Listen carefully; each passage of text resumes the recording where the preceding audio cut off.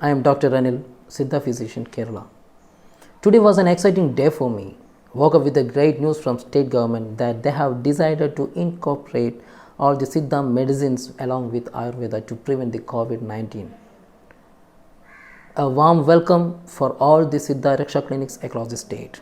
Hope those wonderful two systems may prove its efficacy in the forthcoming days. In this video, I am trying to grab your attention on a different perspective about the spread of COVID-19 and its solution through Indian Vedic medical astrology and through the fundamental and basic principles of Siddha Vaidya Shastra. One may think why and how these deadly viruses are connected with Vedic astrology. Is it logic? Definitely yes, as far as Siddha Vaidya Shastra is concerned. Before discussing this chapter, let me point out a fact that if you are into this profession dealing with the traditional system of medicine like Siddha or Ayurveda, you please make sure that you are prepared to accept the whole theories and concepts as it is as a whole. Because these two giant systems were contributed by Rishi Paramparas, what we call as Siddhas in Tamil, those who attained perfection or Siddhis. Who are Siddhas? They were supernatural human beings. They were men of highly cultured, intellectual, spiritual faculties combined with supernatural powers, what we call as Ashtama Siddhis. Siddhas, through their yogic and spiritual practices, they have attained great knowledge and experience about Vadam, Vaidyam, Yogam and Jnanam. What's Vadam? It's alchemy, dealing with elements.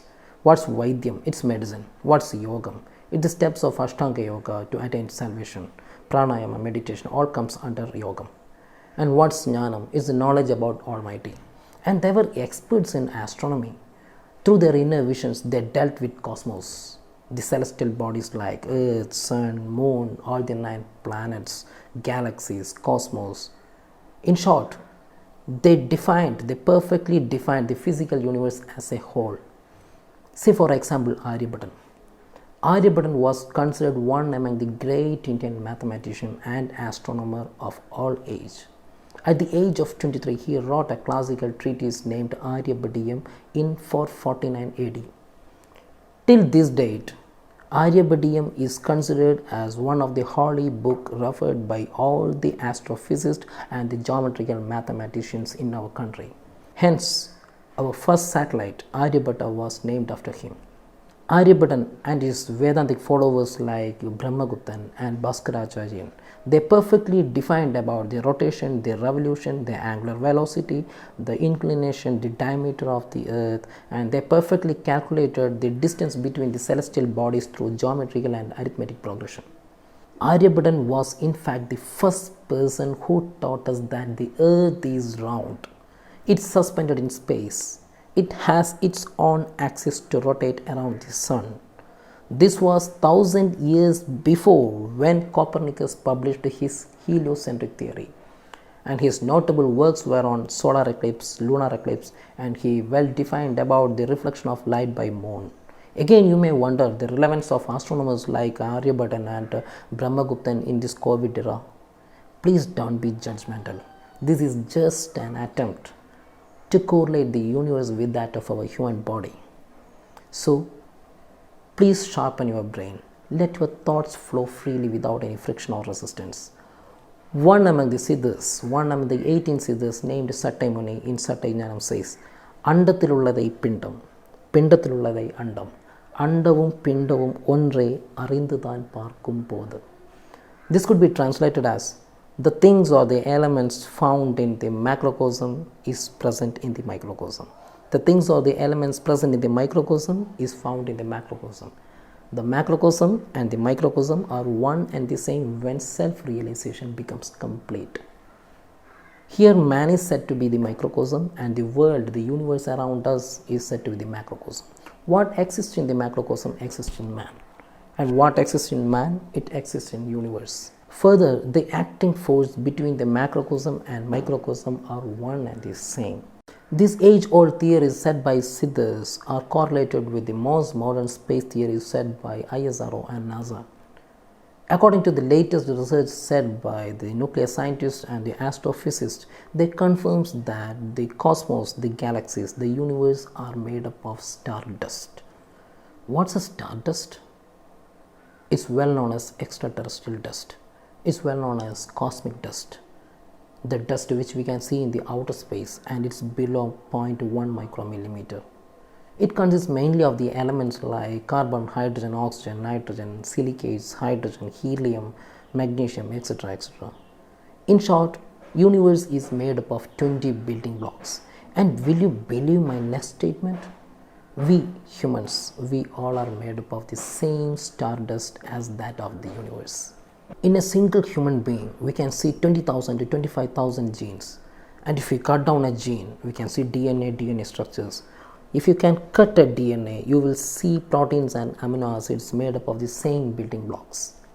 Which means every organisms are made up of different combinations of the same building blocks like carbon, hydrogen, oxygen, nitrogen, phosphorus and sulfur. Research says that 90 to 92% of the elements which we find in the universe is found in our human body. Even the stardust, the cosmic and water vapors, the rains, the clouds has connection.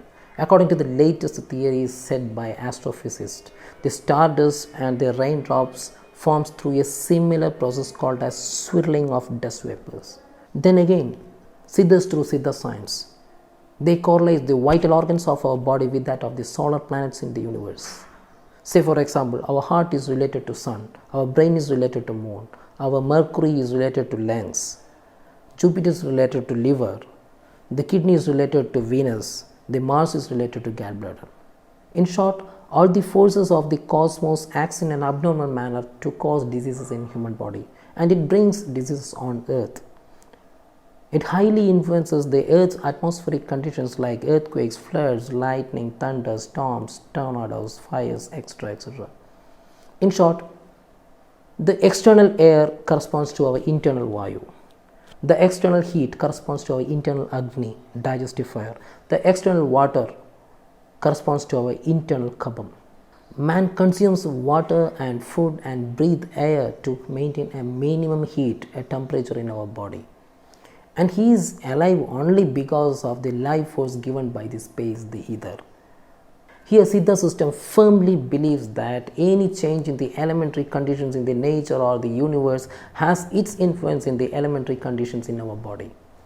Through the process of Panchabhuta Panchikaranam, universe and our human body made up of consists of 5 elements, namely earth, water, air, fire and space. It's Prithvi Buddha, Jala Buddha, Agni Buddha, Vayu Buddha and Akaya Buddha.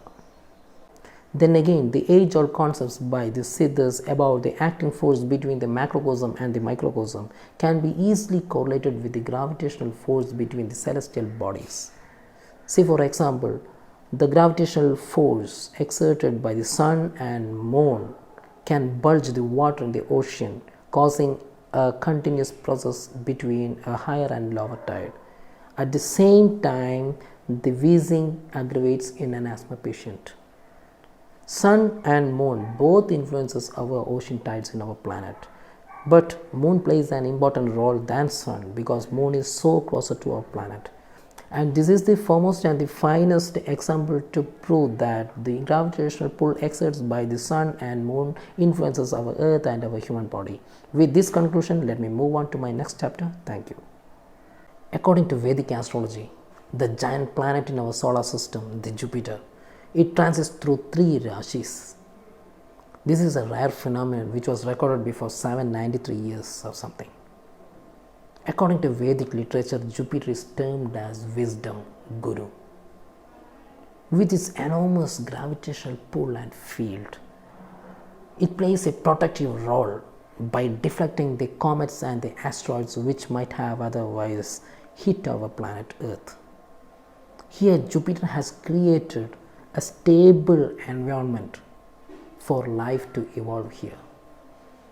According to the latest research by the NASA, there is a gravitational tug between Venus and Saturn which highly influences the Earth's atmosphere. Not only Earth, Jupiter safeguards the other planets like Mercury, Venus, Earth and Mars. That's why Jupiter is known as the superhero of our solar system. According to Vedic astrology, Jupiter transits through 3 Rashis This is termed as Vasundhara Yoga. In Vedic literatures, the Vasundhara Yoga is well explained as Ega Samvalsare Jive, Tre Rashi Upagade, Sapta Kodi Janan Hante, Loge Bahu Vinashakrit. It could be translated as Ega Samvalsare Jive, Ega Samvalsaram, within an year. Tre Rashi Upagade.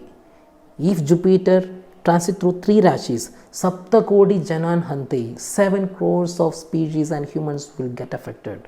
Loge Bahu Vinashakrit. It's a disaster for our earth. 2/3 of our population in our country will vanish from the planet. Locust may come, agriculture sector may collapse, people may die of hunger. This is what we call as Vasundhara Yoga. Next is Agni Maruta Yoga. There is a super conjunction between Mars and Saturn. Mars is Agni and Saturn, it contains hydrogen and helium. Vayu, Marudan. What will happen when fire and air comes together? It will blast.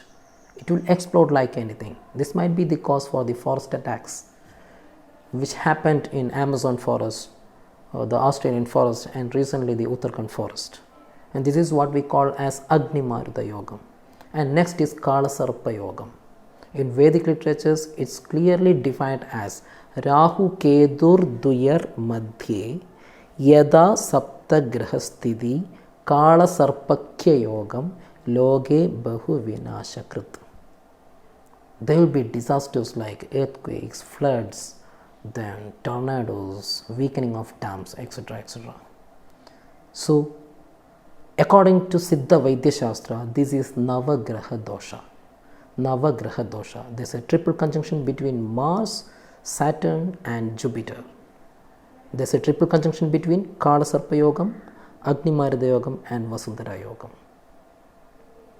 Before Yugas, Siddhas in their treatises have clearly mentioned about this disaster. Before concluding this video, let me share an article before you which was published in 2018 by the HODs of Toxicology and Forensic Medicine of National Institute of Siddha, Chennai. The article was about the relevance of medical astrology on diagnosing a disease much earlier than it appears before the human body. And this article was published in an international journal of Jyotish research. The aim of the study was to bring the relevance of medical astrology in human life. And the article concludes as Siddhas in that era, before Yugas, they used medical astrology as a diagnostic tool to predict the disease and to fix a treatment protocol for Siddha patients. And Siddhas meet medical astrology, astronomy and pathology at the same point. And they wrote many treatises about this disaster which will happen in Kali era, Kali Yuga, the unknown origin of some diseases, the disasters like earthquakes and flood. In short, through their inner visions, if they can predict these disasters before Yugas, it's beyond doubt that they would have written the remedies and solutions for these disasters also. So, in my next video, we will discuss the solutions, the remedies of Navagraha doshas and the medicinal preparations of COVID-19 in my next video. Till then, stay tuned. Dr. Anil Raj, thank you.